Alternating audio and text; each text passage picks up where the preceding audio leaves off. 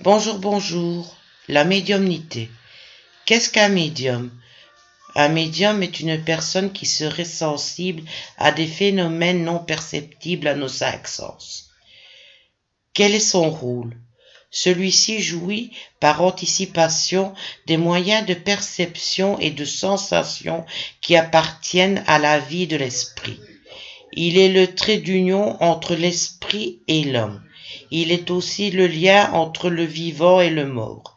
Les médiums reçoivent également les messages qu'il vous transmet. Il y a deux types de médiums, les médiums de naissance et les médiums réveillés. Comment devient-on médium? Première chose, c'est d'accepter le don, ce n'est pas simple, surtout lorsque l'on possède un don en enfant. Peur du ridicule, peur des choses perçues, etc. La seconde est justement de vaincre ces peurs. 3. C'est l'ancrage, le centrage et la protection. Certains médiums non centrés vivent entre deux mondes. Il existe des pierres d'ancrage comme la tourmaline noire qui doit être mise 7 jours en terre avant l'utilisation. Notification.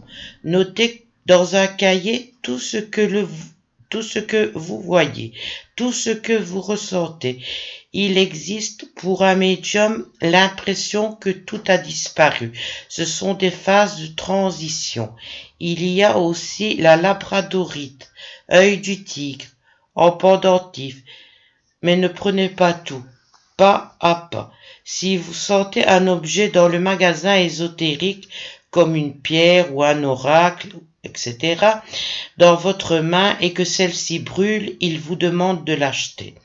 Vous devez choisir entre élever votre taux vibratoire ou votre spiritualité. Choisir d'élever celle qui vous aidera le plus. Effacer tout sentiment négatif et en faire de l'amour pour aider les autres.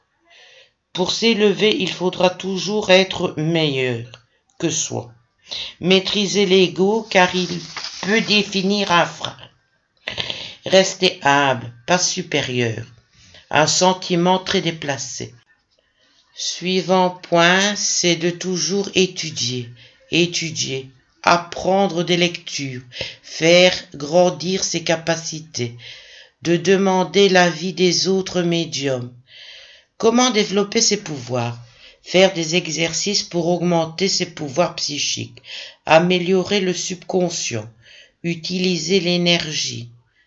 Certains médiums sont plus forts dans le soin, d'autres dans le chamanisme, d'autres dans le contact défunt, etc. Il y a des médiums avec plusieurs disciplines.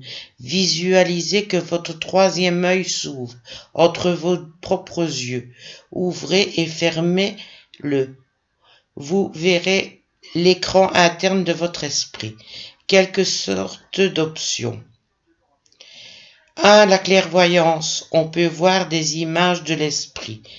La téléaudition, capable de recevoir des images des esprits.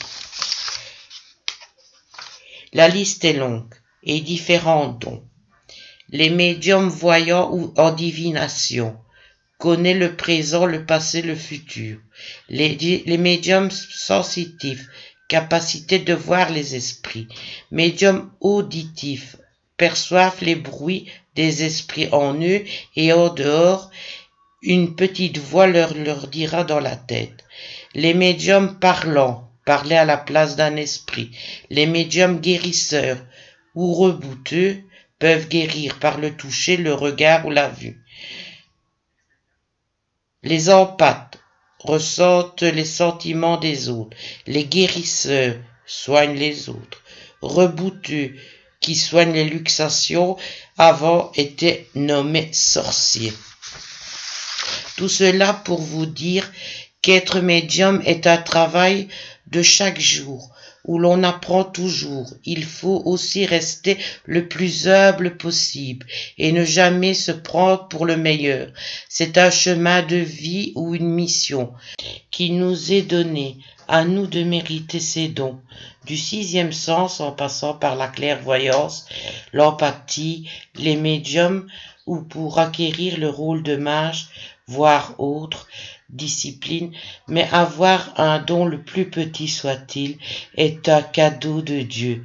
Ne le décevons pas, Travaillons dans la beauté, l'amour, la générosité, l'humilité, et merci de m'avoir écouté.